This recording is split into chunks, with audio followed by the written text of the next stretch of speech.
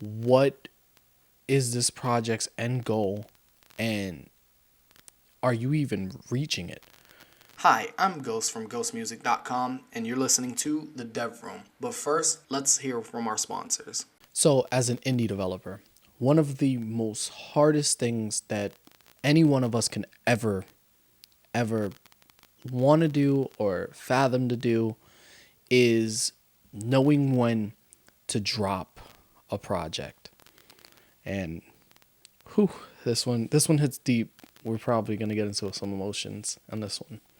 One of the biggest, and I would say biggest things that we can do as developers is dropping a project. This is something that takes months, maybe years of actual consideration of when is a project doomed and not even worth revisiting or just continuing.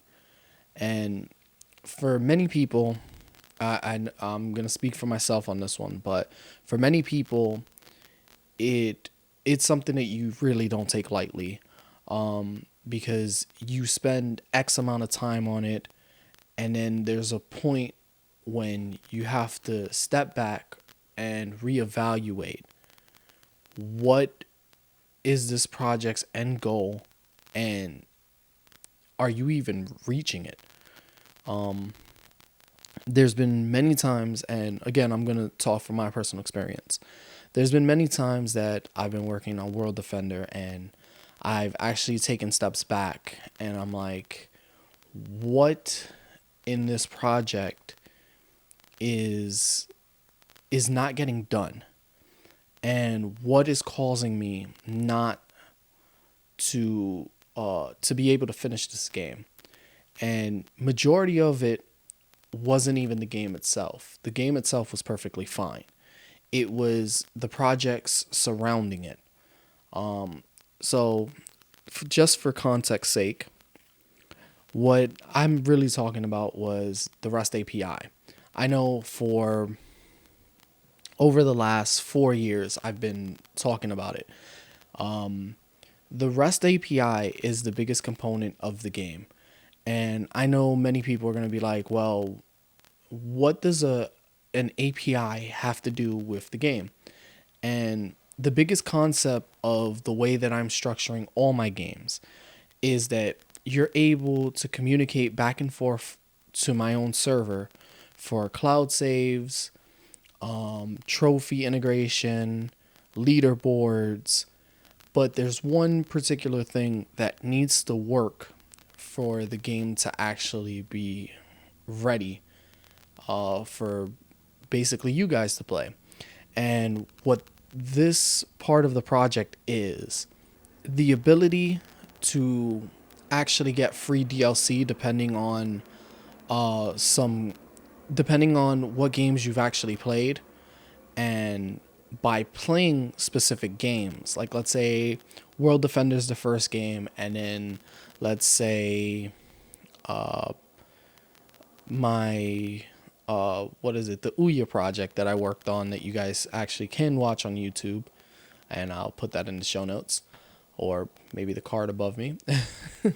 But if you end up playing both games because you've actually integrated and used your account from my website or my REST API, you're able to pull free DLC from both games to link them into like some one universe sort of thing.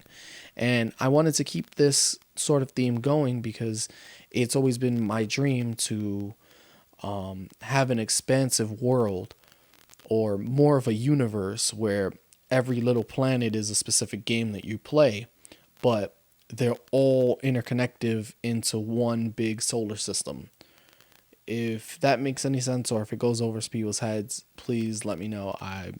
I'll explain it. I'll try to find a better way of explaining things, but I just want everything to basically be siblings of each other, if that's the best way to explain that. But without the REST API, none of this would ever be would never come to reality. So there's been many times when I've been working on the REST API, and I would be far along into it, and then because I tweak something, it would break something on the website. And I know that that is bad coding practices to, basically put all your eggs in one basket. But good news, I've solved that issue, and I'm actually going to explain that later on. Yeah, maybe next week, of what's going on and what I've actually done to fix it. But with the way that it was structured before, nothing would work, and it would actually leave a lot of vulnerabilities for hacking, and it just had a lot of vulnerabilities. So there was many times where I would have to actually step back, assess what I was doing, come back to things, and then feel like, hey, I'm going to have to drop this idea, or I'm going to have to drop this project. We're already, to be honest, on, I would think, iteration number 6 of the REST API. I finally got it to do exactly what I want, how I want it, with no vulnerabilities, which is mwah, perfect. But the problem, or no, actually, it's not even a problem really now, is now the game itself is kind of broken. So now I have to actually go back and fix things. But because of how many times that I've actually dropped it and picked it back up, I was able to not build on a broken platform, but be able to actually do the things that I needed to do the things that I wanted to do, and not have any of the compromises that would come along with if I actually shoehorned it in or rushed it in. And now there's so many vulnerabilities that the game is easily hackable, my website's easily hackable, and nothing would be perfect. And that's not what I want to do. I want to make sure that, things are the highest quality that they could possibly be, as well as make sure that every device and person playing the game is safe and not have to deal with any information being hacked or stuff like that. I know that I went on a little tangent, but it's very important. These things all led up to the decision of dropping the version of that I've had, and then working on a better, more refined version. And without doing all those steps, I probably would be still back in square one. Now we're finally at square 15, but it's taken a while, but I don't have to worry anymore. And that's the biggest thing right now. I don't want to have to worry about anything possibly. I don't want to have to worry about any wrongdoing or malicious intent on something that I'm trying to make that's very simplistic and kind of generous, I would say.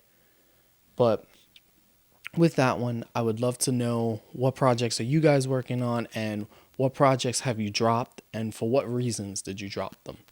And with that one, I'll see you guys on the next one. Peace.